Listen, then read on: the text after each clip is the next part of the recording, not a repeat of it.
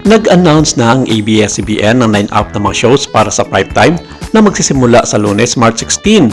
Lubos ang pasasalamat ng ABS-CBN at ni Coco Martin sa milyong-milyong manonood na sumasubaybay sa paglalakbay ni Tanggol sa APJ's Batang Quiapo gabi-gabi na ginawa itong pinapanood ng primetime series sa bansa at nag-break ng viewing records mula pa noong 2023. Sa pagtatapos ng Batang Quiapo, nito lamang March 13, magbubukas ang ABS-CBN Primetime Block ng 8 p.m. sa suspense drama na Adilibay na pinangunahan ni Kencho at Paulo Abilino. Susundan ito ng mystery drama na What Lies Beneath sa ganap na 8:45 p.m. na patuloy na nagpapakilig sa mga manonood habang sinusubukan nilang hulaan kung sino nga ang tunay na pumatay.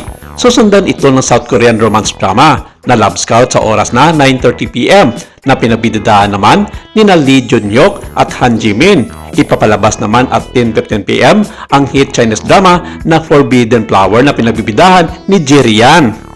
Samantala, ang premiere na paparating ng Sering Sikabo na pinagbibidahan ni Coco Martin at Julia Montes ay inilipat sa ibang araw habang ang mga paghahanda ay patuloy na ginagawa upang maging isang kapalmalabik na handog na magdadala ng bagong karanasan ng panonood. Samantala, nilinaw ng kampo ni Coco Martin at Julia Montes na walang katotohanan ang mga lumalabas na balita na nagkakaroon sila ng tampuhan o hindi pagkakaunawaan ng ABS-CBN management dahil sa pag-itsapwera at sinakripisyo umano ang ilan sa kanilang mga proyekto kapalit ng mga shows at teleserye ng ibang mga malalaking stars ng ABS-CBN.